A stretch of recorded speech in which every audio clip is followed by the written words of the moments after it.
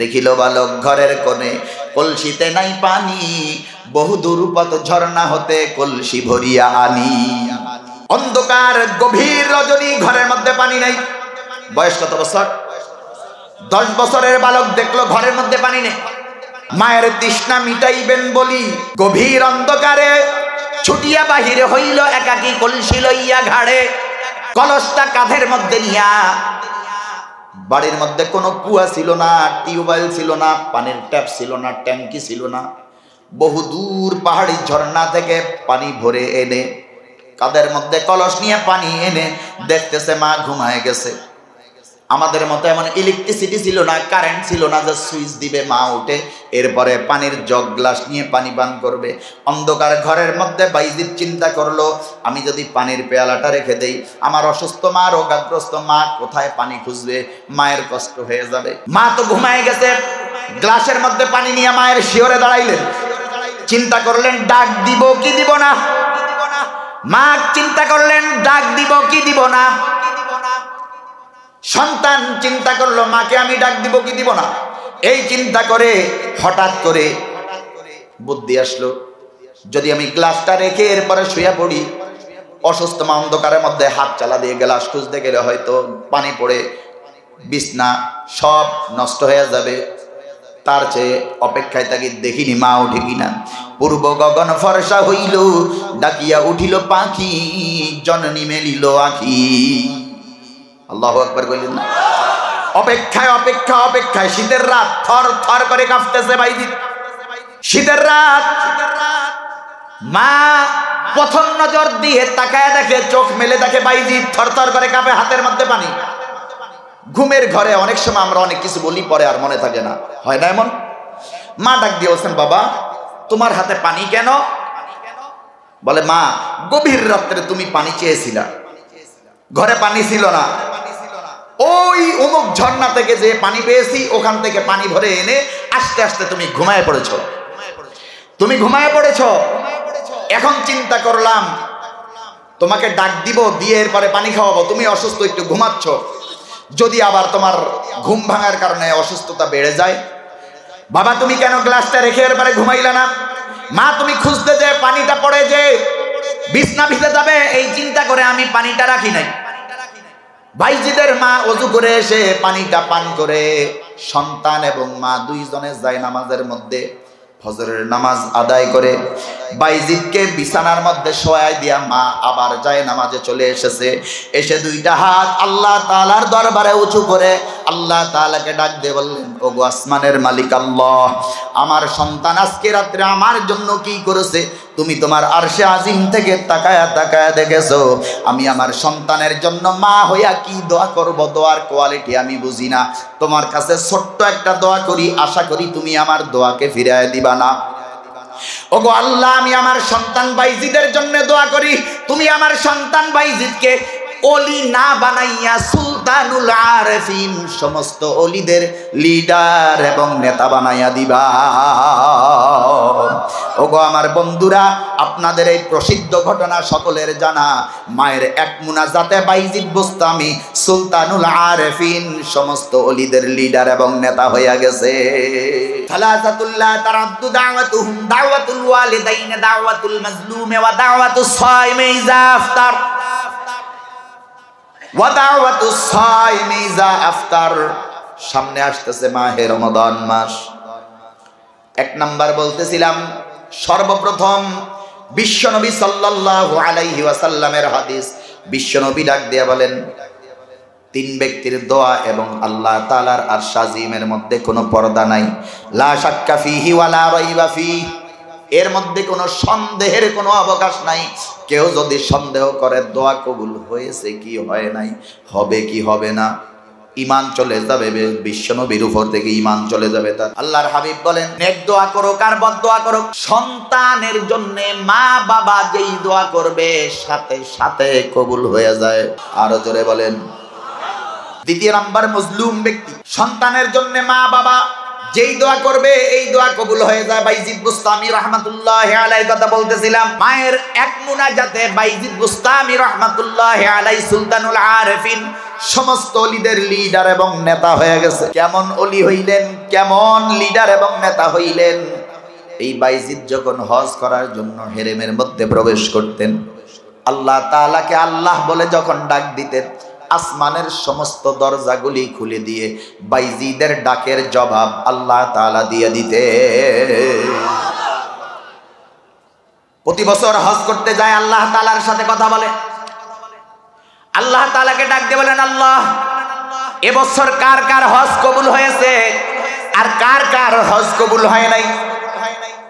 আল্লাহ তাআলা ডাক দিয়ে বলেন, বাইজিদ এবছর যত মানুষ আমার ঘরের মধ্যে হাজিরা দিয়েছে সব মানুষের হাজিরা আমি আল্লাহ তাআলা কবুল করেছি। একটা শুধুমাত্র একজনের হাজিরা আমি আল্লাহ তাআলা কবুল করি নাই, একজনের দরখাস্ত আমি কবুল করি না, একজনের হজ কবুল করি নাই। ওগো আল্লাহ, কে সে? বলে তার নাম হলো হারুন। আল্লাহ তাআলা জবাব দিলেন, তার নাম হলো হারুন। আমি তাকে কোথায় পাবো? বলে ওই যে সাফা পাহাড়ের পাদদেশে, যে দেখবা মাটির মধ্যে গড়াগড়ি খায়, এক হাত নাই এক পাও নাই, মাটির মধ্যে গড়াগড়ি খায় আর কান্দে, এই লোকটার হজ আমি আল্লাহ তাআলা কবুল করি নাই, আর সবার হজ কবুল করছি। এই জালেমের হজ আমি আল্লাহ তাআলা কবুল করি নাই। বাইজিদ বুস্তামি রাহমাতুল্লাহি আলাইহি সাফা পাহাড়ের পাদদেশে গেছে, যে দেখে এক ব্যক্তি মাটির মধ্যে গড়াগড়ি খায় আর কান্দে, মাটির মধ্যে গড়াগড়ি খায় আর কান্দে। বাইজিদ বুস্তামি রাহমাতুল্লাহি আলাইহি ডাক দিয়ে বললেন, এই হারুন, কেন এই জায়গার মধ্যে কান্দো? তুমি কি জানো তোমার হজ যে কবুল হয় নাই? হারুন চোখের পানি ছেড়ে দিয়ে ডাক দিয়ে বলেন, বাইজিদ আমি জানি আমার হজ কবুল হয় নাই, তাহলে এই জায়গার মধ্যে কেন তুমি কান্না করো? বলে এটা এমন একটা জায়গা, যেই জায়গার মধ্যে জীবনের পৃথিবীর ইতিহাসের বহু জালেমকে আল্লাহ তাআলা মাফ করেছেন, ক্ষমা করেছেন। আমি পৃথিবীর ইতিহাসের এমন বড় একটা জালেম আমিও অপেক্ষায় আছি আর কান্নাকাটি করতেছি, দেখিনি আমার মাবুদের রহমত আমার প্রতি নাজিল হয়নি। হযরত বাইজিদ বুস্তামি রাহমাতুল্লাহি আলাইহির অন্তরের মধ্যে আগ্রহ পয়দা হয়েছে, কি কারণে জালিম হয়েছে একটু জানার দরকার।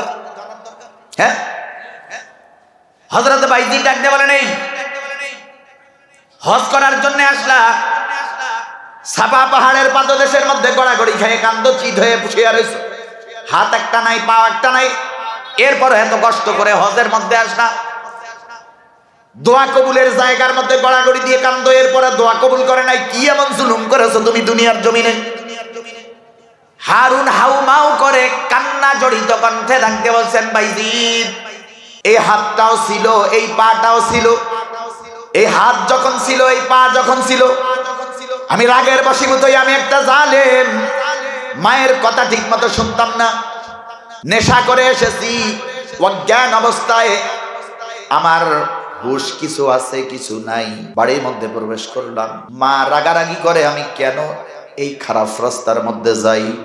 একদিন দুই দিন তিন দিন নেশাগ্রস্ত অবস্থা তো কিছু বলতে পারি না, হুশ যখন আমার আসছে বিরক্ত হয়ে গেছি, মা বারবার বারবার আমার প্রতি এভাবে আমাকে বুঝায়, বিরক্ত বোধ হয়ে একদিন ঘরের মধ্যে মা বসা বারান্দায়, ঘরে বারান্দা ছিলেন না, বারান্দায় মা বসা, মায়ের উপরে রাগ করে যখন আমার সাথে বকাঝকা আরম্ভ করলো, আমারে বুঝাইয়া যখন হয় না, আমার সাথে যখন রাগারাগি আরম্ভ করলো, আমি রাগের বশীভূত হইয়া, গোসার বশীভূত হইয়া আমার এই হাত দিয়ে মায়ের গায়ের মধ্যে আমি আঘাত করেছি। আমার এই পা ছিল, এই পা দিয়ে আমি লাথি মেরে আমার মাকে এত জোরে লাথি মেরেছি, মা ঘর থেকে বাহিরে পড়ে গেছে ছিটকে, যে পাশে যেয়ে দেখি মা আর দুনিয়ায় বেঁচে নাই। আমার পায়ের আঘাত পেয়ে আমার মা দুনিয়া থেকে বিদায় নিয়ে চলে গেছে। যখন আমি বুঝতে পারলাম, যেদিন আমি বুঝতে পারলাম জগতের শ্রেষ্ঠ অন্যায় আমি করেছি, এ পৃথিবীর সবচেয়ে বড় জালেম আমি আমার মাকে হত্যাকারী, তখন আমি চিন্তা করলাম যে এই হাত দিয়ে আমি আমার মায়ের গায়ে হাত উঠেছি, আঘাত করেছি, এই হাতটাকে আমাদের ময়দানে আমার বিপক্ষে, আমার বিরুদ্ধে সাক্ষী দিবে। যেই পা দিয়ে আমি আমার মায়ের গায়ে লাথি মেরেছি, এই পাটা হাসরের ময়দানে আমার বিপক্ষে সাক্ষী দিবে। এই জন্য সর্বপ্রথম তলোয়ার দিয়ে ছুরি দিয়ে নিজের পা নিজের দেহ থেকে দ্বিখণ্ডিত করে ফেললাম। এরপরে ছুরি দিয়ে নিজের হাতটাও নিজের দেহ থেকে দ্বিখণ্ডিত করে ফেলেছি, আলাদা করে ফেলেছি। প্রতি বছর আমি হজ করার জন্য মক্কায় আসি, মদিনায় যাই। প্রতি বছর এই জায়গার মধ্যে এসে কান্দি, দেখিনি আমার মালিকের রহমত আমার উপর নাজিল হয়নি। আমি জানি এটা এমন একটা জায়গা, যেই জায়গাটা হলো পৃথিবীর সবচেয়ে বড় বড় জালেমকে, বহুত জালেমকে আল্লাহ তাআলা ক্ষমা করেছে। আমি এমন একটা বড় জালেম দেখি নাকি আমার মাবুদের রহমত আমার উপর নাজিল হয় কিনা, এই জন্যই কান্দি। বাইজিদ বুস্তামি রহমাতুল্লাহি আলাইহি আল্লাহ তাআলাকে ডাক দিয়ে বললেন, ওগো মালিক,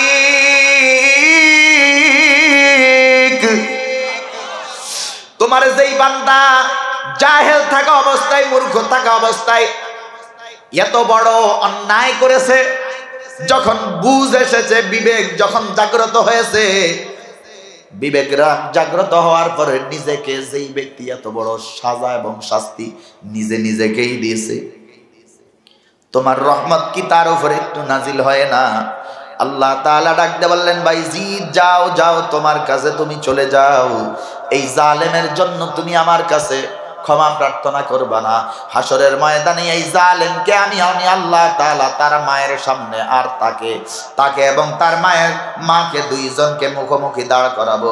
তার মা যদি হাসরের ময়দানে তাকে মাফ করে, আমি আল্লাহ তাআলা তাকে মাফ করে দিব। ওর মা যদি ওই দিন তারে মাফ না করে, আমি আল্লাহ তাআলা ওই জালিমকে ক্ষমা করব না। ও প্রিয় মুসলমান বন্ধুরা আমার, সালাসাতুল্লাহ তারাদ্দু দাওয়াতুহুম, কয় ব্যক্তির দোয়া কবুল হয়? মনে করে রাখবেন, এলাকার মধ্যে প্রবেশ করেছি, গ্রামগঞ্জে প্রবেশ করেছি। গ্রামের মধ্যে সন্তানরা অনেক সময় মায়ের উপরে জুলুম করে, বাবার উপরে জুলুম নির্যাতন করে, আছে না নাই? রাগ করে মায়ের সাথে কথা বলে, বাবার সাথে কথা বলে, আছে না নাই?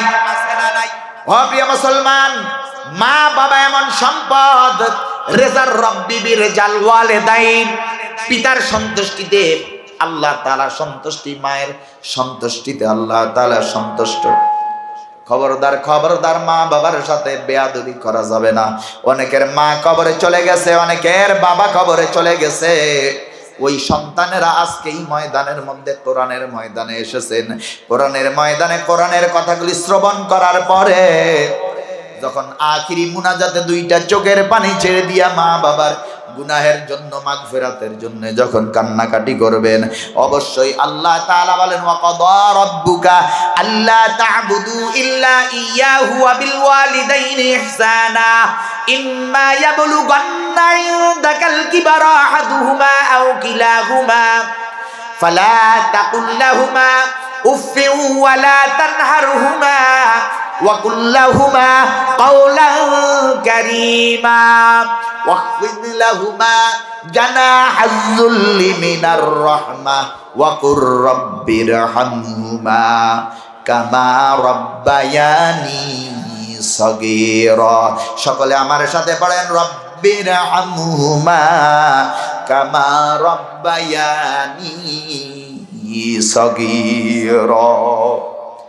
ও প্রিয় মুসলমান, মা আমাদের এই গ্রামের মধ্যে, আপনাদের এই গ্রামের মধ্যে এমন রাজমিস্ত্রি হয়তো আছে যার বাড়ির মধ্যে এত গরিব, যার বাড়ির মধ্যে একটা ইটের খণ্ড পাওয়া যাবে না। আছে না নাই এমন রাজমিস্ত্রি?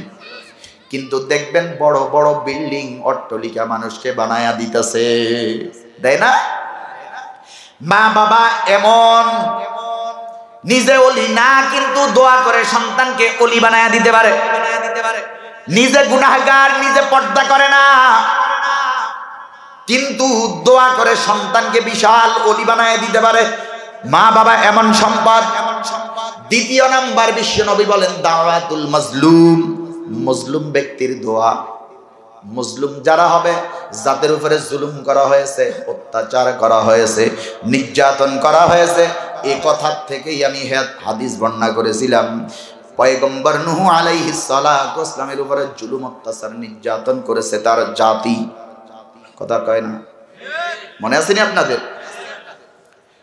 দাওয়াতুল মাজলুমে মজলুম ব্যক্তির দোয়া এবং আল্লাহ তাআলার আরশ আজিমের মধ্যে কোনো পর্দা থাকে না, সরাসরি কবুল হয়, লা শাক্কা ফিহি ওয়ালা রাইবা ফিহি। যদি সন্দেহ করেন ঈমান থাকবে না। নবীর কথা, বিশ্বনবী বলেছে মজলুম যার উপরে জুলুম করা হয়, যার উপরে জুলুম নির্যাতন করা হয়েছে, আমরা দেখেছি বিগত কয়েক বছর ধরে, প্রায় 15-16 বছর ধরে আলেম ওলামার প্রতি যেই পরিমাণ অত্যাচার করা হয়েছে, নির্যাতন করা হয়েছে, ইতিহাসের শ্রেষ্ঠ নির্যাতন ওলামায়ে কেরামের উপর করা হয়েছে। বদদোয়া তোদের জন্য করে নাই, কারণ ওলামায়ে কেরাম জানে যদি বদদোয়া করে, বদদোয়া যদি করে, আর এই বদদোয়ার কারণে যদি দেশের মধ্যে গজব আসে, এলাকার মধ্যে যদি গজব আসে, তাহলে এলাকার থেকে বাছাই করে করে গুনাহগার মাইরে ফেলায় আর নেককার গুলি বাঁচায় রাখে, এমন?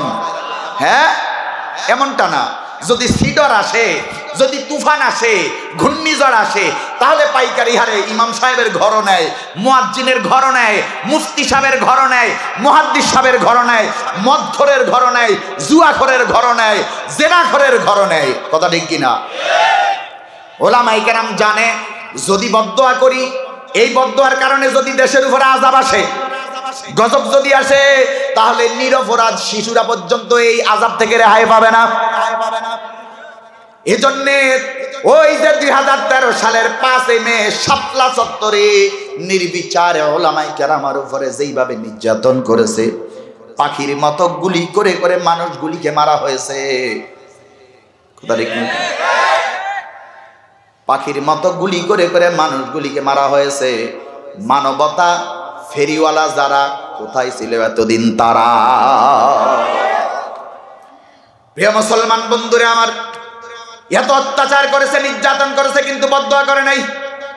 পয়গম্বর নূহ 950 বছর পর্যন্ত ইমানের দাওয়াত দিয়েছে, ইসলামের দাওয়াত দিয়েছে।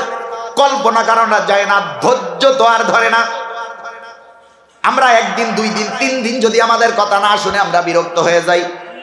আর পয়গম্বর 950 বছর পর্যন্ত ধৈর্য ধরেছে। ধৈর্য ধরার পরে 950 বছর পরে গোসায় আল্লাহ তাআলার কাছে হাত উঠে গেছে।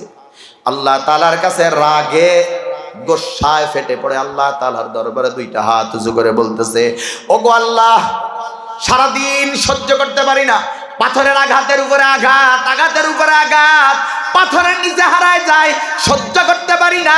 রব্বি লা তাযার আলাল আরদি মিনাল কাফিরিনা দাইয়ারা।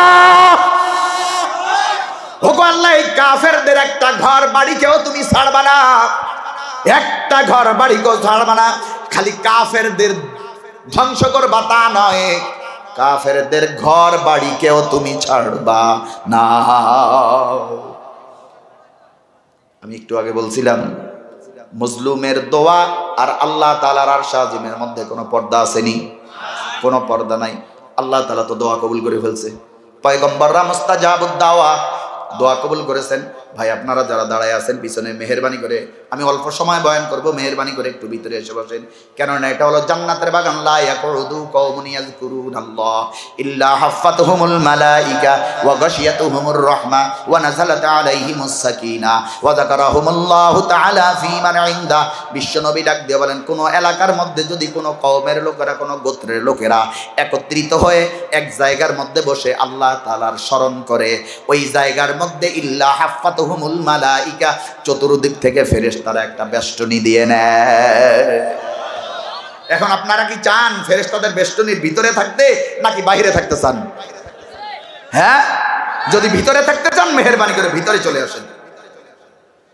যখন ফেরেশতারা চতুর্দিক থেকে বেষ্টনী দিয়ে নেয়, তখন এই ময়দানটাকে ওয়া গাশিয়াতুহুমুর রাহমা, সুবহানাল্লাহ আগেই কোন, বুঝার আগেই সুবহানাল্লাহ কোন। আবার ওয়া গাশিয়াতুহুমুর রাহমা, যারা এখনো দাঁড়ায় আছেন, হাদিসটা শোনার পরে নবীর হাদিসের সম্মান দিয়া আশা করি আর ওখানে কেউ দাঁড়ায় থাকবেন না, চলে আসবেন।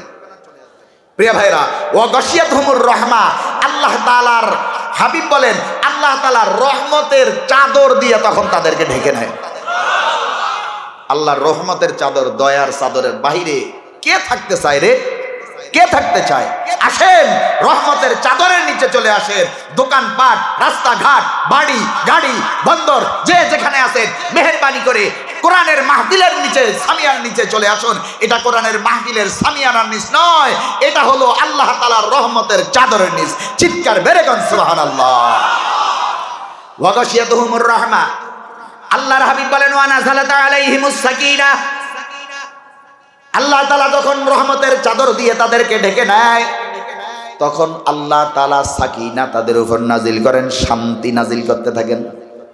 সুবহানাল্লাহ বলেন না? শান্তি নাজিল করতে থাকেন কে? আল্লাহ। আল্লাহ তাআলা যখন শান্তি নাজিল করেন, এবার সবচেয়ে বড় সুবহানাল্লাহ বলার জন্য প্রস্তুত থাকেন। সবচেয়ে বড় এবং জোরে সুবহানাল্লাহ বলার জন্য প্রস্তুত থাকেন।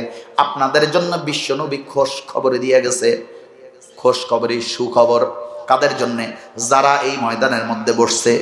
শেষের কথাটা, আল্লাহ রাসূলের শেষের কথাটা সবচেয়ে খুশির। আল্লাহর হাবিব বলেন, তোমরা যেই ময়দানের মধ্যে বসে এই যে ত্রিফলের মধ্যে পূর্ব চকপাড়া যেই মসজিদের মাহফিলের ত্রিফলের উপরে বসে আছো, এই কাপড়ের সামিয়ানার নিচে মনে করতেছো এটা রহমতের চাদরের সামিয়ানা আল্লাহ তাআলার, এই জায়গায় যারা বসে আছো, আল্লাহ তাআলা এই মুহূর্তে এখন এই যে সময়টা আমরা এখন কথা বলতেছি, এই সময়টা আল্লাহ তাআলা কি করতেছে? আল্লাহ তাআলা ফেরেশতাদেরকে এমন সামনে করে নিয়ে এখানে যতগুলি মানুষ বসে আছে প্রত্যেকটা মানুষের নাম, গ্রামের নাম, বাবার নাম, দাদার নাম, এভাবে তার বংশ পরিচয় তুলে তুলে ফেরেশতাদের সামনে আল্লাহ তাআলা ওই লোকটার নাম ধরে ধরে পরিচয় করায় দিচ্ছে যে অমুক সন্তান, অমুক বাপের অমুক সন্তান আমার কোরআনের ওই ময়দানের মধ্যে যেয়ে বসছে। আরো ধরে আজকে যদি প্রধান উপদেষ্টা ডক্টর ইউনূস যদি কারো নাম ধরে পার্লামেন্টের মধ্যে অথবা মনে করেন সচিবালয়ের মধ্যে অথবা তার রাজনৈতিক অথবা তার অফিসের মধ্যে যদি বলে ওই যে মাওনার পূর্ব চকপাড়া জামে মসজিদের যে মাহফিল আছে এই মাহফিলে অমুক ব্যক্তি সভাপতিত্ব করবে, এটা যদি প্রধান উপদেষ্টা যদি বলে দেয়, এখানে মাইকে বললে যতটুকু খুশি হবে এই ব্যক্তি তার চেয়ে কম খুশি হবে না বেশি হবে?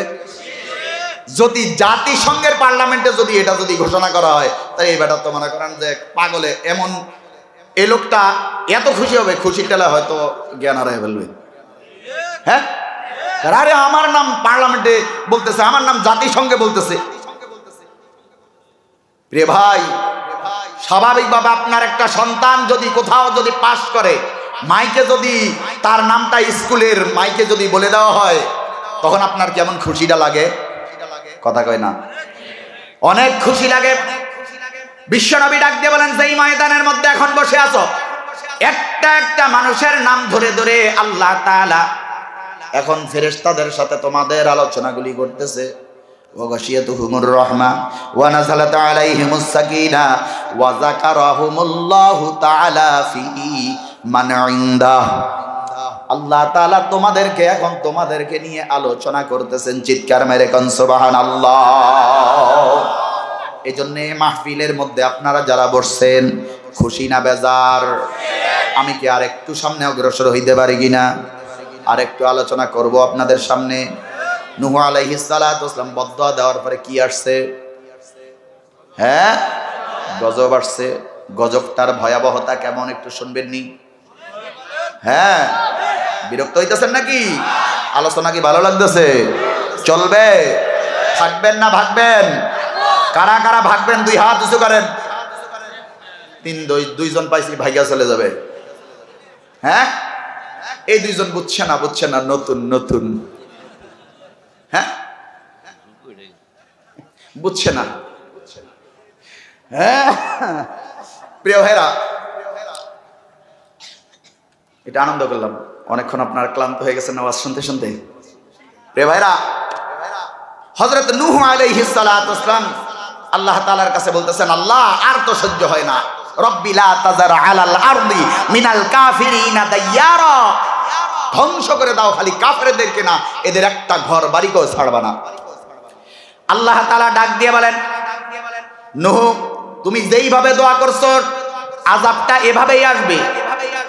তবে ইমানদার, আশ্চর্য কথা হলো 950 বছর ধরে যে ইমানের দাওয়াত দেওয়া হয়েছে, প্রতি বছর যদি একজন করে যদি মানুষ ইমান আনত বছরে, তাহলে 950 লোক ইমান আনত। 950 বছর ধরে নূহ আলাইহিস সালাতু ওয়াসসালাম কালিমার দাওয়াত দিয়েছে, মাত্র 82 জন লোক ঈমান এনেছে। কি পরিমাণ দুঃখ আর কষ্ট নিয়ে পয়গম্বর দোয়াটা করছে। দোয়াটা যেমন, আযাবটাও ঠিক এমনই আসতেছে। পয়গম্বরকে আল্লাহ তাআলা ডাক দিয়ে বলেন, পয়গম্বর কিস্তি তৈরি করেন, নৌকা তৈরি করেন, নৌকা তৈরি করেন, এই নৌকার মধ্যে উঠবেন। 120 তলা বিশিষ্ট একটা নৌকা তৈরি করছে। নৌকা যখন রাজমিস্ত্রি কাঠমিস্ত্রি যখন হযরতে নূহ আলাইহিস সালাতু ওয়াসসালাম যখন নৌকা তৈরি আরম্ভ করলেন, এই লোকগুলি তখন এসে বলতেছেন, এই নূহ এই মরুভূমির উপর দিয়ে নৌকা চালাইবা কোন জায়গা দিয়ে, পাগল হইছো নাকি? কয় তোদের ভাষায় তো আমি আরো আগেই পাগল হইছি, তোমরা তো আরো কত আগের থেকেই আমারে পাগল বলে ডাকো, আমি নাকি পাগল? 950 বছর ধরে পাগল বইলা স্বাদ মিটে নাই, এখন নতুন করে আবার পাগল বলার জন্য আসছো? কয় পিচডালা রাস্তার উপর দিয়ে সিএনবি রাস্তা, এই রাজপথ দিয়ে কোন জায়গায় নৌকা চালাবে? নদী নালা খাল বিল পুকুর পুষ্কুনি জাহাজ কিছুই নাই, নৌকা চালাইবা কোন জায়গা দিয়ে? পয়গম্বর নূহ আলাইহিস সালাতু ওয়াসসালাম ডাক দিয়ে বললেন, মস্করা করো না, উপহাস করো না, এমন আযাব আসতেছে যেই আযাব থেকে তোরা কেউই রেহাই পাবি না, আমার সাথে এখনো বেয়াদবি করো না, ভালোই ভালোই ঈমান আনো। যখন বলে ঈমান আনো, অট্ট হাসিতে তারা ফেটে পড়ে। যখন কমপ্লিট হয়ে গেছে নৌকা বানানো, শত্রু তো যেভাবে মন চায় ওইভাবে শাস্তি দিতেছে পয়গম্বরকে, যেভাবে পারছে ওইভাবেই শাস্তি দিতেছে। এখন সবাই মিলে চিন্তা করছে, কয় নূহ যেই নৌকাটা বানাইয়া ওই মরুভূমির মধ্যে ফেলায় রেখে আসছে, এই নৌকাটাকে আমরা পাবলিক টয়লেট হিসাবে ব্যবহার করি। জোরে কর নাউজুবিল্লাহ। সব যায়া নূহ আলাইহিস সালাতু ওয়াসসালামের নৌকার মধ্যে পায়খানা করা আরম্ভ করলো। পায়খানা করতে করতে করতে করতে নৌকা যখন একবারে হাউসফুল, পুরা নৌকা হাউসফুল হয়ে গেছে, দূর এলাকায় নাতিরা আসছে পায়খানা করার জন্য। পায়খানা লাগে 2 মাইল দূরে, চাইপা চুইপা ধরে আইনা এই জায়গার মধ্যে ছড়ায়। কত রাগ পয়গম্বরের উপরে। বৃদ্ধা মহিলা নাতিদের ডাক দিয়ে বলছেন, নাতিরা তোমরা যায়া নূহের নৌকার মধ্যে পায়খানা করে মনের শখ মিটাইলা, আমারও তো মনের শখ একটু মিটাইবার মন চায়। তাই তুমি যাইবা কি করে? বৃদ্ধা মানুষ, বুইড়া হয়ে গেছো, তোরা আমারে নিয়ে যাবি। নিয়ে গেছে, আইনা ধাক্কায় ধুক্কায় নৌকার উপরে উঠাই দিছে যে পায়খানা করো, যাও আমরা ওই দিক ফেরি। পায়খানা করতে যায়, বুড়া মানুষ তো পা পিছলে যায়, হাউজের ভিতরে যায় পড়ছে। একবারে পায়খানার মধ্যে যায়া নাকানি চুবানি খায়া হাবুডুবাই খায়া মানুষ যখন পানির মধ্যে পড়ে, খালি এর হাত পাও এমন করে না ভিতরে পানি কিছু ঢুকে, মোটামুটি মেডিসিন কিছু, তাজা মেডিসিন কিছু ভিতরে ঢুকে গেছে। যখন তাজা মেডিসিন ভিতরে কিছু ঢুকে গেছে, তখন বৃদ্ধা মহিলা দেখতেছে, না রে আমি তো আর বুড়া নাই, মনে হয় শরীরের কিছু পরিবর্তন এসে পড়ছে। হ্যাঁ সুবহানাল্লাহ বললেন না? ওয়া মাকারু ওয়া মাকারাল্লাহ ওয়াল্লাহু খায়রুল মাকিরিন।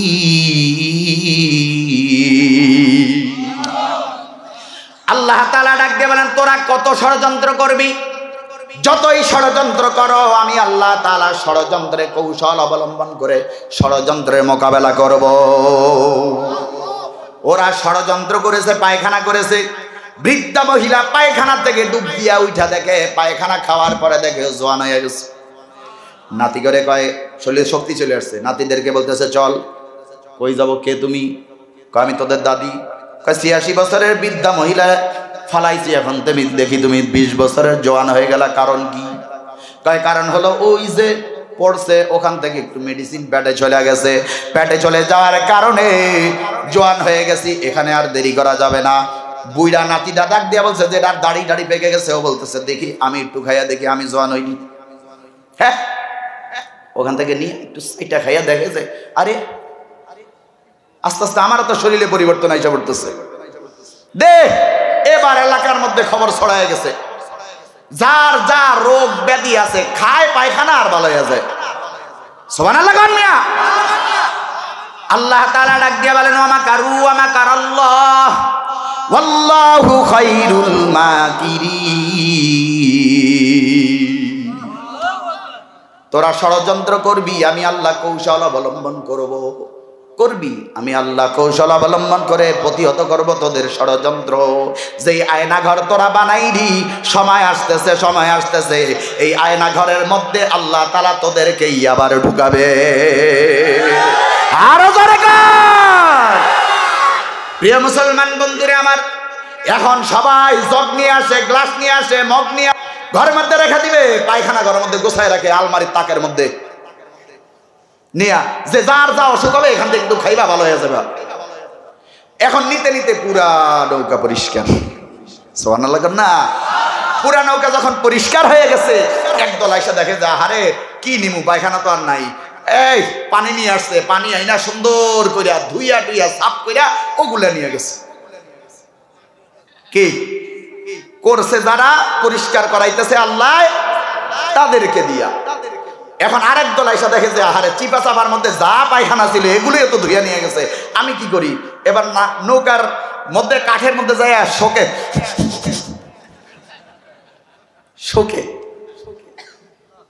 শুকতেছে, কয় না রে এখনো তো পায়খানার ঘেরান পাওয়া যায়, তাহলে কি করি? বাসায় যায় আর রান্দা নিয়ে আইসা এবার রান্দা করা আরম্ভ করছে। কাঠমিস্ত্রিরা এবার রান্দা কর। হযরত নূহ আলাইহিস সালাম দূরে তাকায় তাকায় বসে বসে হাসে, আল্লাহ তাড়াতাড়ি বানাইছি তো রান্দা করতে পারি নাই, এখন এরা দেখি রান্দা করে দেয়। তাড়াতাড়ি বানাইতে কইছে, আমি তো তাড়াতাড়ি বানাইলাম, আমি তো রান্দা করে ফিনিশিং করি নাই। নূহ আলাইহিস সালাম ওই দল যখন চলে গেছে, নূহ আলাইহিস সালাম আইসা দেখেন যে না রে তেল তেলা হয়ে গেছে রান্দা কইরা। ও প্রিয় মুসলমান বন্ধুরা আমার, পয়গম্বর নূহ আলাইহিস সালাম আল্লাহ তাআলাকে ডাক দিয়ে বলেন, আল্লাহ আমার উঠার মতো পরিবেশ এবার হয়েছে, হুকুম দাও। আল্লাহ তাআলা ডাক দিয়ে বলেন, হুকুম হইল ওই দিন যেদিন দেখবা মাটির নিচ থেকে মাটি ফুঁড়ে যেদিন পানি উঠতেছে, ওই দিন তোমার হুকুম। হযরত নূহ আলাইহিস সালামের স্ত্রী গেছে রান্না করার জন্য, রান্না করতে যখন গেছে তখন দেখতেছে মাটির নিচ থেকে, চুলার ভিতর থেকে গরম পানি উঠতেছে।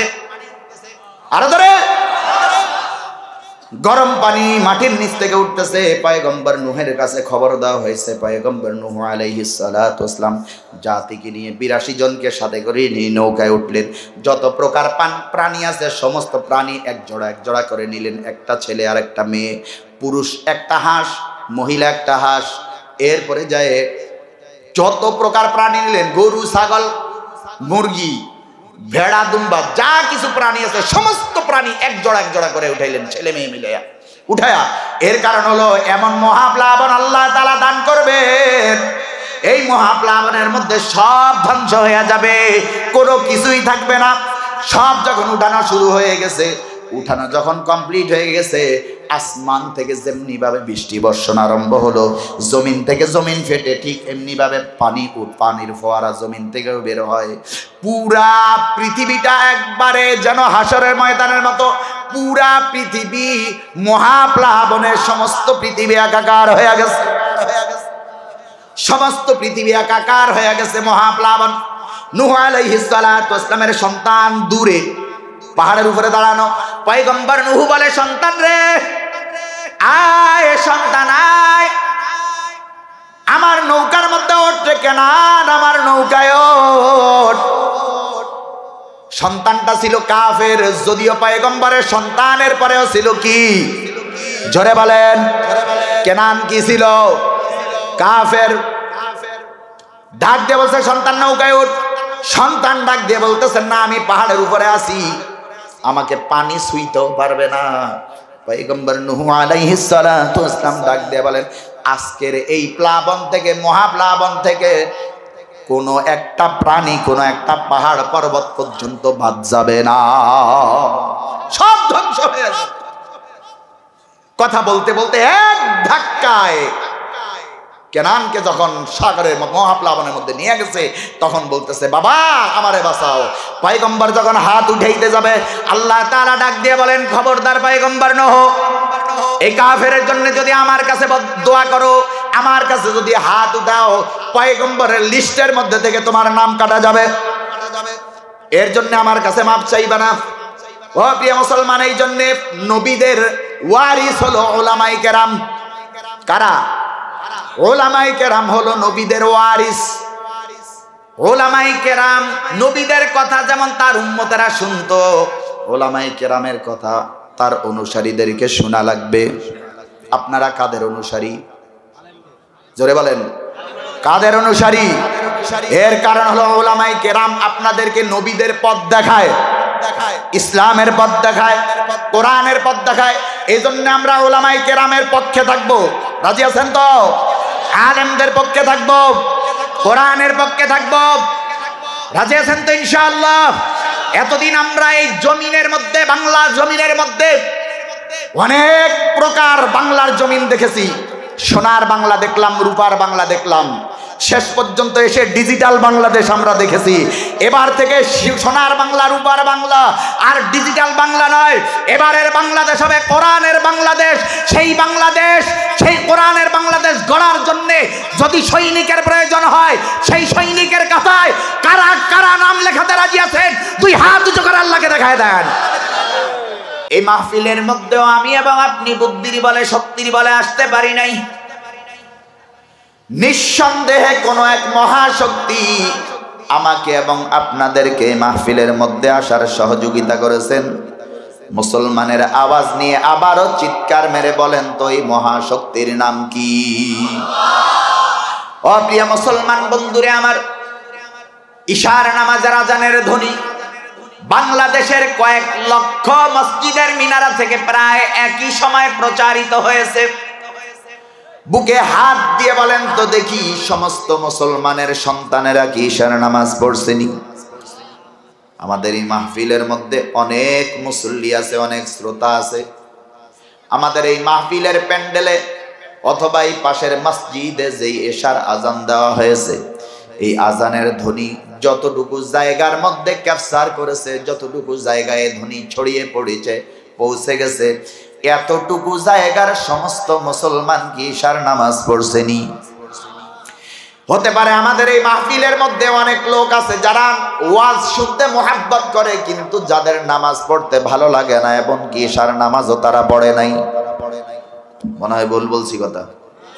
হ্যাঁ, গরসে সেজদা জমিনে ফরশ হুদা, গরসে সেজদা জমিনে ফরশ হুদা, আশজুদাল বেরফতে আরশে খোদা, আশজুদাল বেরফতে আরশে খোদা। সেজদা আপনি মাটিতেই করেন, পাটিতেই করেন, হোগলাই করেন, আর জায়নামাজে করেন। এমনকি সেজদা যদি আপনি দুবলা ঘাসের উপরে করেন না কেন, আল্লাহ তাআলা আরশে আজিম থেকে ডেকে ডেকে বলতে থাকেন, বান্দারে আমার, বান্দিরে আমার, তুমি দুনিয়ার জমিনের মধ্যে কপাল সেজদা দিয়ে কপাল আর নাক আগলি দেওয়ার আগে তোমার সেজদা আমি আল্লাহ তাআলার আরশে আজিমে পৌঁছে যাও। গরসে সেজদা জমিনে ফরশ হুদা, গরসে সেজদা জমিনে ফরশ হুদা, আশজুদাল বেরফতে আরশে খোদা, আশজুদাল বেরফতে আরশে খোদা। বিদায় যার সেজদা জমিনে পড়ার সাথে সাথে আল্লাহ তাআলার আরশে আজিমে পৌঁছে যায়, ওই ব্যক্তি কোনোদিন আল্লাহ তাআলাকে যদি সেজদা না দেয় তাহলে ওই ব্যক্তির ভালো লাগে না। এমনকি ইশার নামাজ যদি না পড়ে ওই ব্যক্তি বিছানায় শুয়ে পড়ে, ওই রাতে ওই ব্যক্তির ঘুম আসতে পারে না। যারা রেগুলার নামাজ আদায় করে, একদিন ইশার নামাজ না পড়ে শুয়ে দেখবেন ঘুম আসেনি, খালি ছটপট করবে। এমনকি অসুস্থ অবস্থায় যদি আপনি থাকেন, মনের মধ্যে চিন্তা, হায় হায় ইশার নামাজ পড়তে পারি নাই, আল্লাহ তাআলার আরশে আজিমে পৌঁছে যায়। ওই ব্যক্তি যদি কোনোদিন আল্লাহ তাআলাকে সিজদা না দেয় তাহলে ওই ব্যক্তির ভালো লাগে না। এমনকি ইশার নামাজ না পড়ে যদি ওই ব্যক্তি বিছানায় শুয়ে পড়ে, তাহলে ওই ব্যক্তির চোখে ঘুম আসতে পারে না। প্রিয় মুসলমান বন্ধুরা আমার, ইয়াকুব নানতুবি রাহমাতুল্লাহি আলাইহি তাকবীরুল্লাহ সহকারে সব সময় সর্বক্ষণ নামাজ আদায় করে। ইয়াকুব নানতুবি শুধু নয়, যত মুসলমানের সন্তান সর্বক্ষণ সর্বদা তাকবীরুল্লাহ সহকারে নামাজ আদায় করে। সর্বোচ্চ চেষ্টা করবে, দৌড়াইয়া হলেও দেখবেন মসজিদের মধ্যে প্রবেশ করে তাকবীরুল্লাহ ধরার জন্য। কথা ঠিক বলছি না ভুল বলছি? ওলিও আজিজ ও সাইয়্যেদ বেরলবি, ওলিও আজিজ ও সাইয়্যেদ বেরলবি, হাজিও কাসেম আহমদ গঙ্গুহি, হাজিও কাসেম আহমদ গঙ্গুহি। এরা হলেন আমাদের মুরব্বি, আমাদের লিডার, আমাদের আকাবির। ওনাদের মতামতকে আমরা নিজেদের মতামত বলে মনে করি, ঠিক না? প্রিয় মুসলমান বন্ধুরা আমার, ইয়াকুব নানতুবি রাহমাতুল্লাহি আলাইহি অসুস্থতার জন্য অসুস্থ হয়ে গেছেন একদিন। ওই অবস্থায় এমন ভাবে চতুর্দিক থেকে ওনার ভক্তবৃন্দ এসে ওনার সাথে সাক্ষাৎ করার জন্য এমন ভাবে ওনার সাথে সাক্ষাৎ করা আরম্ভ করেছে, মুসাহাফা করা আরম্ভ করেছে, মুআনাকা করা আরম্ভ করলো, মুসাহাফা করা আরম্ভ করলো, সাক্ষাৎ করতেছে। মসজিদে আসরের জামাতে যাবেন, লেট হয়ে গেছে। যে জামাত পেয়েছে প্রথম রাকাত থেকে সমস্ত 4 রাকাত সম্পূর্ণ নামাজ পেয়েছে, কিন্তু তাকবীরুল্লাহ পায় নাই। তাকবীরুল্লাহ না পাওয়ার কারণে আল্লাহর বান্দা অসুস্থ হয়ে গেছে। মনের মধ্যে চিন্তা, আসর থেকে মাগরিবের এইটুক সময়ের মধ্যে মালাকুল মউত আজরাইল যদি আমার জান কবজ করার জন্য আসে, তাহলে জীবনের শেষ নামাজটা এমন হলো তাকবীরুল্লাহ সহকারে এই নামাজটা আমি পড়ে কবরে যেতে পারলাম না। কত চিন্তা তাদের, আর আমাদের চিন্তা, আমাদের চিন্তা চেতনার সাথে তাদের চিন্তা চেতনার মিল নেই। আমল নামার মধ্যে, খাতার মধ্যে, আমল নামার খাতার মধ্যে, নেকির খাতার মধ্যে নেকি কিভাবে বেশি হবে, এই চিন্তা চেতনা তাদের। এমন অসুস্থ হয়ে গেছে, নিঃশ্বাস বন্ধ হয়ে যাওয়ার উপক্রম, টেনশন। খাদেম যারা আছেন হযরতের কানে কানে বলতেছেন, হযরত ডাক্তার নিয়ে আসি, অসুস্থ হয়ে গেছেন, হাকিম নিয়ে আসি। তাদের কথার জবাবে ডাক দিয়ে বললেন, ডাক্তার আনার কোনো প্রয়োজন নাই, হাকিম চিকিৎসকের কোনো প্রয়োজন নাই। মাগরিবের আজান দিতে দাও, মাগরিবের নামাজ মসজিদে যে তাকবীরুল্লাহ সহকারে আদায় করতে দাও, ইয়াকুব এমনিতেই সুস্থ হয়ে যাবে। ওলিও আজিজ ও সাইয়্যেদ বেরলবি, হাজিও কাসেম আহমদ গঙ্গুহি, হাজিও কাসেম আহমদ গঙ্গুহি। কেমন ছিলেন তারা? আমল নামার খাতার মধ্যে নেকি যাতে বেশি হয় এই চিন্তা চেতনা তাদের ভিতরে কেমন কাজ করত। আর ইয়াকুব নানতুবি রাহমাতুল্লাহি আলাইহির কথা বললাম, পয়গম্বরদের অন্তরের মধ্যে কেমন চিন্তা ছিল, তাদের আমল নামার খাতার মধ্যে যাতে নেকি বেশি হয়। বাবা আদম আলাইহিস সালাতু ওয়াস সালাম দুনিয়ার জমিনের মধ্যে আসলেন। ঐতিহাসিক মতান্তরে 1000 বছর পর্যন্ত নবুয়তি দায়িত্ব পালন করলেন, সাথে রাজ্য শাসন করলেন। 1000 বছর পরে বাবা আদম আলাইহিস সালাতু ওয়াস সালাম ইন্তেকাল করলেন। মাগরিবের নামাজের সময় ইন্তেকাল করেছে, ঈশার নামাজের সময় দাফন কাফনের ব্যবস্থা করা হয়েছে। মাত্র একটি রাত্র উম্মতেরা নবীবিহীন ছিলেন। ফজরের নামাজের পরে ওনার সুযোগ্য সন্তান, সুদক্ষ সন্তান হযরতে শীশ আলাইহিস সালাতু ওয়াস সালাম লা ইলাহা ইল্লাল্লাহর ঝান্ডা উড়াইয়া দিলে। হযরতে শীশ আলাইহিস সালাতু ওয়াস সালাম ঐতিহাসিক মতান্তরে 1000 বছর পর্যন্ত দুনিয়ার জমিনের মধ্যে বেঁচে ছিলেন।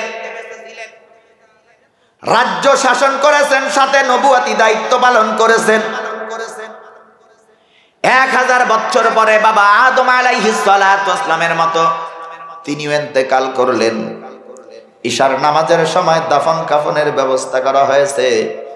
মাত্র একটি রাত্র উম্মতেরা নবীবিহীন ছিলেন। ফজরের নামাজের পরে হযরতে ইদ্রিস আলাইহিস সালাতু ওয়াস সালাম লা ইলাহা ইল্লাল্লাহর ঝান্ডা উড়াইয়া দিলেন। হযরতে ইদ্রিস আলাইহিস সালাতু ওয়াস সালাম এমন একজন পয়গম্বর ছিলেন, এই পৃথিবীর জমিনের মধ্যে সর্বপ্রথম খাতা এবং কলম আবিষ্কার করে। আর আমি আগের জমিনের মধ্যে, দুনিয়ার মধ্যে খাতাও ছিল না, কলমও ছিল না। মুখে মুখে হিসাব করত, মুখে মুখে হিসাব চলতো। গাছের পাতায় লেখালেখি হতো, মাটির মধ্যে সাংকেতিক ভাবে লেখালেখি হতো। খাতা এবং কলম আবিষ্কার করে পৃথিবীর জমিনের মধ্যে সর্বপ্রথম মানুষকে অঙ্ক শাস্ত্র শিক্ষা দিয়েছেন ইদ্রিস আলাইহিস সালাতু ওয়াস সালাম। রেশম থেকে, গুটি পোকা থেকে রেশমি সুতা বের করে রেশমি কাপড় সর্বপ্রথম ইদ্রিস আলাইহিস সালাতু ওয়াস সালাম এই পৃথিবীর জমিনের মধ্যে আবিষ্কার করেছে। ও প্রিয় মুসলমান, আল্লাহ তাআলা এই মর্মে একদিন ওহী নাযিল করলেন, ইদ্রিস, সারা পৃথিবীর জমিনের মধ্যে সারা পৃথিবীর মানুষ যেই পরিমাণ নেকের কাজ করবে, মাগরিবের নামাজের সময় ওই পরিমাণ নেকি আমি আল্লাহ তাআলা তোমার আমলনামার মধ্যে জমা করে দিব। ইদ্রিস আলাইহিস সালাতু ওয়াস সালাম চিন্তা করলেন, দুনিয়ার জমিনের মধ্যে আমার হায়াত জানি কত বছর আছে, কত দিন আছে। আমার আমলনামার খাতার মধ্যে যদি একটু নেকি বাড়ানো যায় মন্দ হয় না। এখন আমার হায়াত কয়দিন আছে এটাও তো জানি না, আর হায়াত বাড়ানোর কোনো সিস্টেম আছে কিনা। কারণ আমি দুনিয়ায় যতদিন বেঁচে থাকবো তত বেশি আমার আমলনামার মধ্যে সওয়াব জমা হইতে থাকবে। এই চিন্তা ফিকির করতেছেন। পরের দিন আসমান থেকে একজন ফেরেশতা ওনার সামনে নাজিল। আসসালামু আলাইকুম। ওয়া আলাইকুম আসসালাম ওয়া রাহমাতুল্লাহ। কে তুমি? বলে আসমান থেকে এসেছে আল্লাহ তাআলার ফেরেশতা। দুইজনের মধ্যে কুশলাদি বিনিময়ের পরে ভালো বন্ধুত্ব হয়ে গেছে। ইদ্রিস আলাইহিস সালাতু ওয়াস সালাম ডাক দিয়ে বললেন, বন্ধু,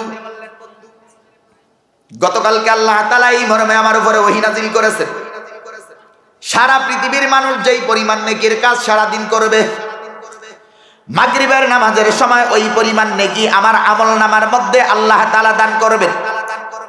দুনিয়ার জমিনের মধ্যে বেঁচে থাকার নিয়তে নয়, আমার আমলনামার খাতার মধ্যে যাতে নেকি বৃদ্ধি হয়, এই জন্য আমি একটু হায়াত বাড়াইতে চাই। কিন্তু কিভাবে বাড়াবো তুমি আমার একটু পরামর্শ দাও। আর আমার হায়াত কয় দিন আছে এটাও তো আমি জানি না। আসমান থেকে নাজিলকৃত ফেরেশতা ডাক দিয়ে বলতেছেন, ভাই ইদ্রিস, কার কয়দিন হায়াত আছে একমাত্র আল্লাহ তাআলা ছাড়া কেউ জানে না। কে কতদিন দুনিয়ার জমিনের মধ্যে বাঁচবেন, কার কবে মৃত্যু হবে আল্লাহ ছাড়া কেউ জানে না। তবে যদি আল্লাহ ছাড়া এই খবর যদি কেউ জেনে থাকে যদি কেউ, তাহলে যিনি রূহ কবজ করেন, জান কবজ যিনি করেন, হয়তোবা তিনি জানতে পারেন। আজরাইলের সদর দপ্তর চতুর্থ আকাশে, আজরাইলের সদর দপ্তর, আজরাইল বসা মালাকুল মউত। তার সাথে ব্যাপারটা জিজ্ঞেস করার প্রয়োজন, ডিসকাস করার প্রয়োজন। হায়াত বাড়ানোর কোনো সিস্টেম থাকলে একমাত্র তিনি জানবেন, আর কেহ জানবে না। ও প্রিয় মুসলমান বন্ধুরে আমার, হযরতে ইদ্রিস আলাইহিস সালাতু ওয়াস সালাম ডাক দিয়ে বলেন, তাহলে এক কাজ করি, আমি তোমার পিঠে উঠি, তুমি আমার আজরাইলের কাছে নিয়ে যাও। আমি তোমার পিঠে উঠি, তুমি আমারে টান দিয়ে আজরাইলের কাছে নিয়ে যাও, উড়াল দিয়ে। কয় ঠিক আছে, ব্যাপারটা মন্দ না। ফেরেশতার কাঁধের মধ্যে চড়ে হযরত ইদ্রিস আলাইহিস সালাতু ওয়াস সালাম উড়াল দিয়ে ফেরেশতা ওনাকে এক উড়ালে চতুর্থ আকাশে নিয়ে গেলেন। আজরাইলের সদর দপ্তরের পিছনে ওয়ালের সাথে ট্যাগ লাগাইয়া বলতেছে, আপনি এখানে বসেন, আপনার ব্যাপারটা, আপনার পয়গাম আগে আমি মালাকুল মউত আজরাইলের কাছে পৌঁছাইয়া দে। প্রিয় মুসলমান বন্ধুরা আমার, আসমান থেকে নাজিলকৃত ফেরেশতা আজরাইল আলাইহিস সালাতু ওয়াস সালামের সামনে যে বলতেছেন, আসসালামু আলাইকুম ইয়া মালাকুল মউত। ওয়া আলাইকুমুস সালাম ওয়া রাহমাতুল্লাহ। কে তুমি? বলে আসমান থেকে নাজিল হয়েছিলাম, ইদ্রিসের কাছে গেছিলাম, দোস্ত হয়ে গেছে, মোহাব্বত হয়ে গেছে, ভালোবাসা হয়ে গেছে। একটা পয়গাম তিনি আমার মাধ্যমে আপনার কাছে পাঠিয়েছেন। কি পয়গাম পাঠিয়েছেন? গতকালকে এই মর্মে আল্লাহ তাআলা ওনার প্রতি ওহী নাজিল করেছেন, সারা পৃথিবীর মানুষ যেই পরিমাণ নেকের কাজ করবে, মাগরিবের নামাজের সময় সমপরিমাণ নেকি তার আমলনামার মধ্যে দান করে দেওয়া হবে। তবে দুনিয়াতে বেঁচে থাকার নিয়তে নয়, আমলনামার খাতায় যাতে নেকি বৃদ্ধি হয় এই নিয়তে তিনি কিছুদিন বেশি বাঁচতে চায় দুনিয়ায়। হায়াত বাড়ানোর কোনো সিস্টেম আছে কিনা এটা পরামর্শ করার জন্য আমাকে ওকালতি করার জন্য আপনার কাছে পাঠায়া দিয়েছে। হযরতে আজরাইল আলাইহিস সালাতু ওয়াস সালাম ডাক দিয়ে বলতেছেন, ইদ্রিস কই? কয় এই তো আপনার সদর দপ্তরের পিছনে ট্যাগ লাগায় বসে আছে, ওয়ালের সাথে ট্যাগ লাগায় বসে আছে আপনার সদর দপ্তরের পিছনে। হযরতে আজরাইল আলাইহিস সালাতু ওয়াস সালাম আল্লাহু আকবার বলে একটা চিৎকার মেরে ডাক দিয়ে বললেন, একটু আগে আল্লাহ তাআলা আমার প্রতি নোটিশ জারি করলেন, ফরমান জারি করলেন, আমার সদর দপ্তরের পিছন থেকে ইদ্রিসের রূহ কবজ করার জন্যে। আমি চিন্তা করলাম, আমার যাওয়ার কথাও বলে নাই, যে ধরে আনার কথাও বলে নাই, তাকে আনার কোনো ব্যবস্থা করছে কিনা এটাও আমি জানি না। এখন দেখতেছি যেই টাইম মোতাবেক তার জান কবজ করার কথা আমার সদর দপ্তরের পিছন থেকে, ওই টাইম মোতাবেক, ওই সময় মোতাবেক ইদ্রিস আমার সদর দপ্তরের পিছনে উপস্থিত আছে। गर ख्यालश मुल्के इज्जत सरवारी, गर ख्यालश मुल्के इज्जत सरवारी, गफ्ते अज़राइल रओ आरे बोरी, गफ्ते अज़राइल रओ आरे बोरी। ও প্রিয় মুসলমান, দুনিয়া কিন্তু থাকার জায়গা না, দুনিয়া থাকার জায়গা না। চিরদিন এই দুনিয়ার জমিনের মধ্যে আমিও থাকতে পারবো না, আপনিও থাকতে পারবেন না, আমার বাবাও থাকতে পারবে না, আপনার বাবাও থাকতে পারে নাই। এ বন্ধু, দুনিয়ার জমিন কিন্তু থাকার জায়গা নয়। চিরস্থায়ী ভাবে এই দুনিয়ার জমিনের মধ্যে কেউ থাকতে পারবে না। এই পৃথিবীর সবচেয়ে নামী মানুষ যিনি ছিলেন, দামি মানুষ যিনি ছিলেন, যার নবুয়াতি এখনো পর্যন্ত বিদ্যমান আছে, ইসরাফিল আলাইহিস সালাতু ওয়াস সালামের সিংহায় ফুৎকারের 1 সেকেন্ড পূর্ব পর্যন্ত যার নবুয়াত এই পৃথিবীর জমিনের মধ্যে বিদ্যমান থাকবে, ওই নবীকে পর্যন্ত আল্লাহ তাআলা 1টা সেকেন্ড হায়াত বৃদ্ধি করে দেয় নাই। সময় মতো রওনা দিয়ে চলে গেছেন। আমাকে আপনাকেও কিন্তু সময় মতো রওনা দিয়ে চলে যেতে হবে। মাটির বাড়ি, মাটির ঘর, মাটির হবে বিছানা, আইসো একা যাইবা একা, সঙ্গে কেহ যাইবে না, আইসো একা যাইবা একা, সঙ্গে কেহ যাইবে না। কিন্তু যে দিন ডাক পড়িবে কবর মাঝে শুইতে, জোগাড় কিছু করছ বন্ধু তার মাঝে বিছাইতে, জোগাড় কিছু করছ বন্ধু তার মাঝে বিছাইতে। লক্ষ কোটি মুদ্রা ব্যয় করছ বালা খানা, হীরা মণি মুক্তা দিয়ে পালঙ্কের সামিয়ানা। এমন জায়গায় যাইতে হবে যেই জায়গার নাই সাথী, এমন ঘরে থাকতে হবে যেই ঘরে নাই বাতি। কাফনের কাপড় পরাইবে, এই কাফন তোর থাকবে না, ধনী থাকো গরিব থাকো আজরাইল কাউকে ছাড়বে না। ছাড়বে? ধনী থাকো গরিব থাকো আজরাইল কাউকে ছাড়বে না। কত যত্নের পাখি তুমি,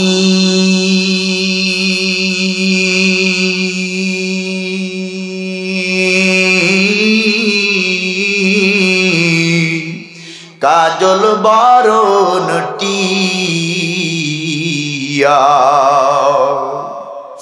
সময় হলে যাইবা চলে এই দুনিয়ার সব থুইয়া। সময় হলে যাইবা চলে এই দুনিয়ার সব থুইয়া। কত যত্নের পাখি তুমি,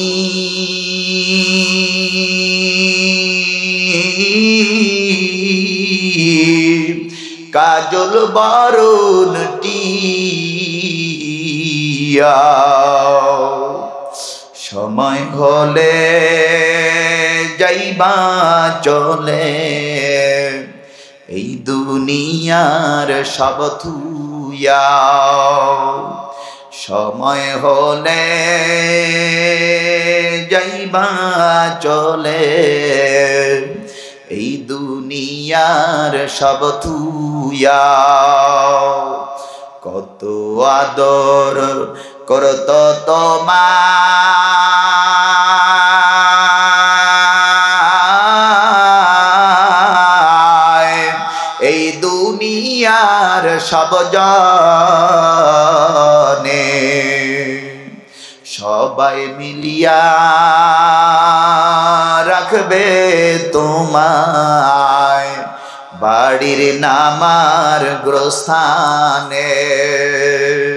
সাজাইতে তোমার বাসর কাটবে ঝোপের কাঁসা বাঁশ। সাজাইতে তোমার বাসর কাটবে ঝোপের কাঁসা বাঁশ। গরম পানি জাল হবে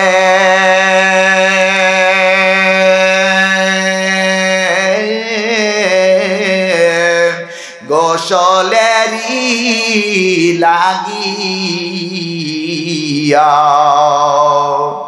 রাজা বাদশাহ ধনী গরিব কোথায় যাইবা ভাগিয়া। রাজা বাদশাহ ধনী গরিব কোথায় যাইবা ভাগিয়া। আল্লাহু আকবার। বাঁচতে পারবো নি? জোরে কথা কন।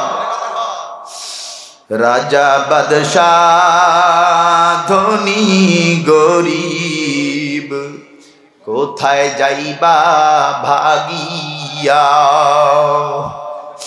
এখনো যে সময় আছে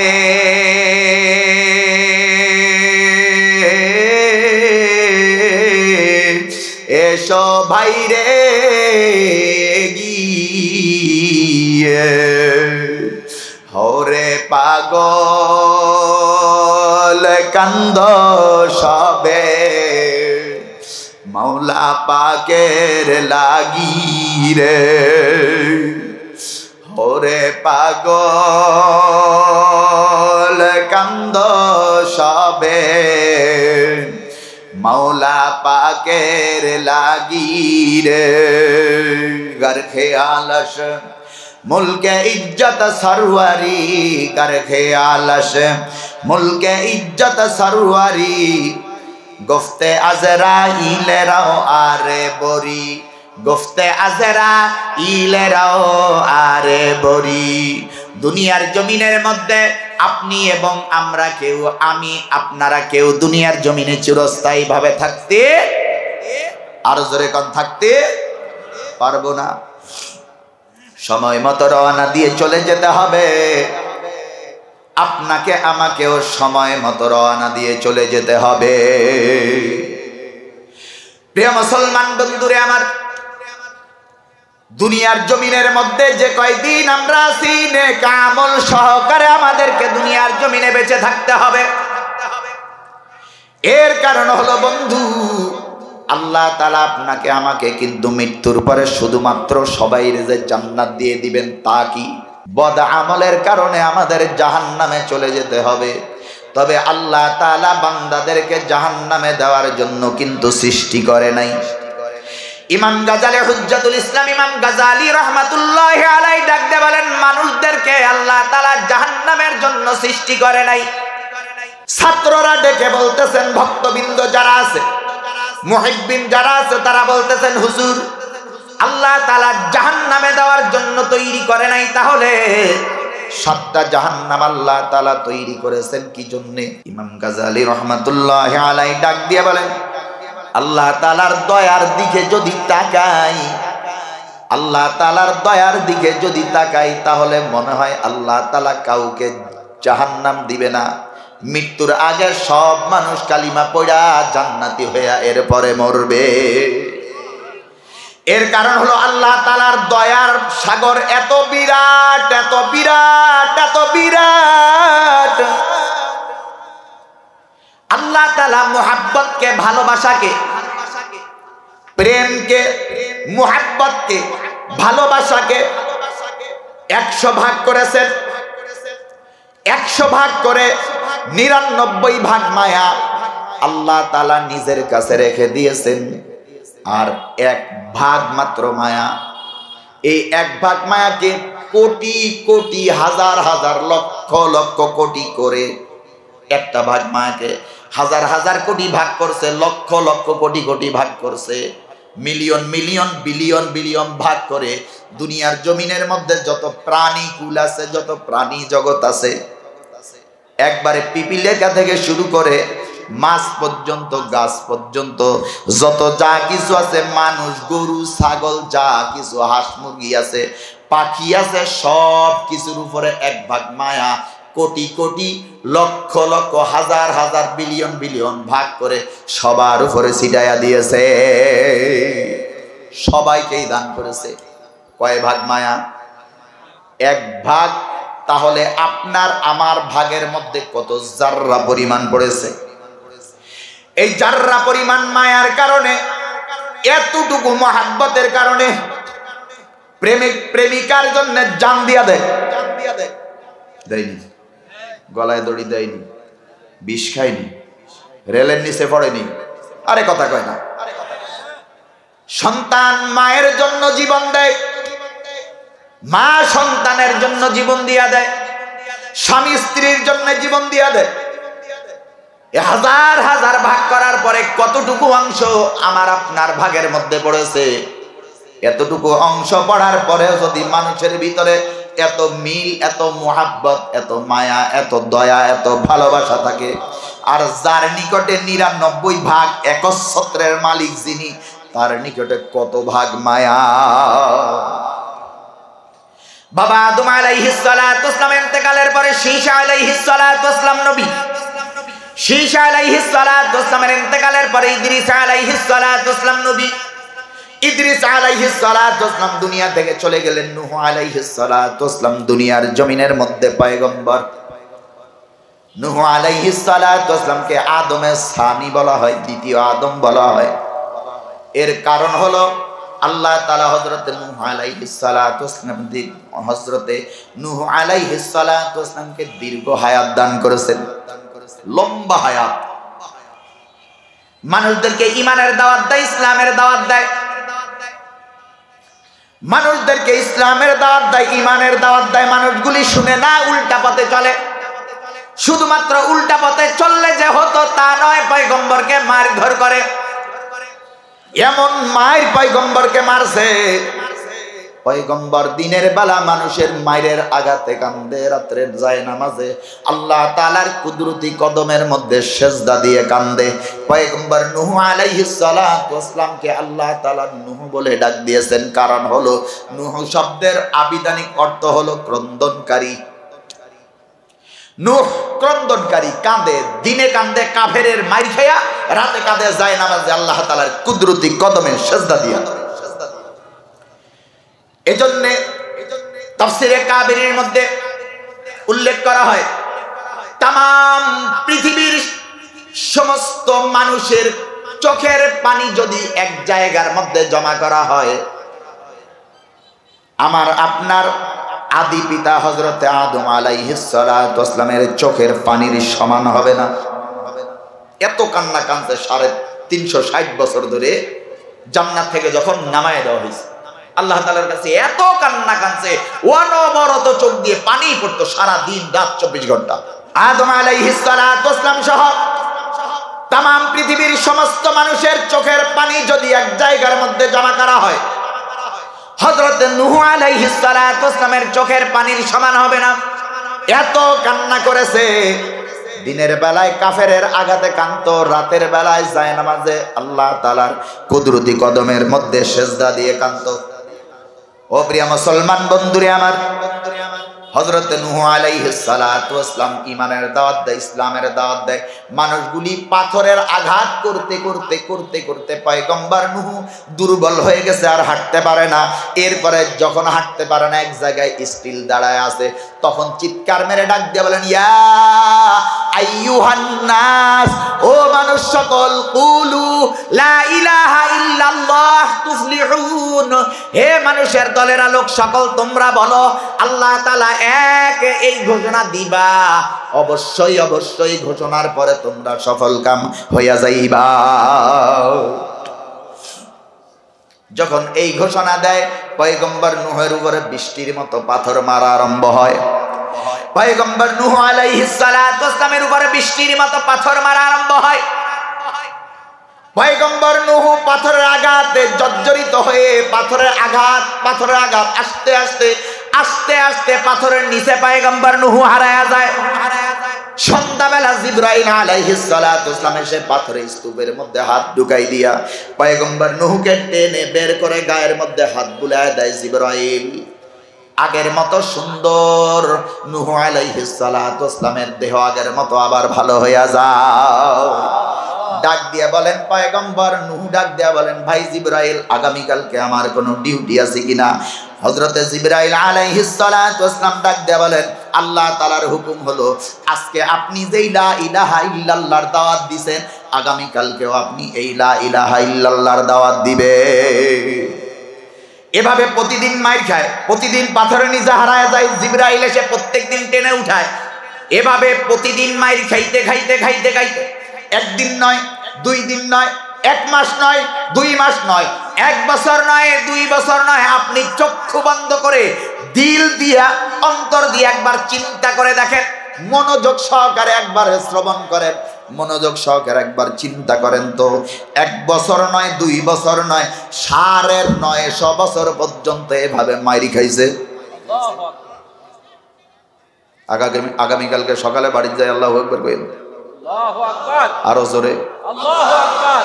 950 বছর পর্যন্ত একটা মানুষ জেলখানায় নিয়ে রিমান্ডের মধ্যে যেমন নির্যাতন করে, এমনি ভাবে নির্যাতন সহ্য করেছে পয়গম্বর নূহ।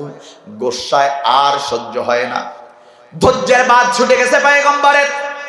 গোসায় রাগে এতদিন পর্যন্ত কোনো বদদোয়া করে না, শুধু বুঝাইছে, যতই মারুক এর পরেও বুঝায়। আলেম ওলামার হাতে পায়ের মধ্যে ডান্ডা বেড়ি লাগায়া যতই জেলখানার মধ্যে নির্যাতন করা হয়েছে, যতই আয়না ঘরের মধ্যে রাখা হয়েছে, বদদোয়া তোমাদের জন্য করে নাই। যদি বদদোয়া করতো কবে ধ্বংস হইয়া যাইতা। কারণ পয়গম্বরের জবান মুস্তাজাবুদ দাওয়া। পয়গম্বরের জবান কি? মুস্তাজাবুদ দাওয়া। এর কারণ হলো মজলুমের দোয়া।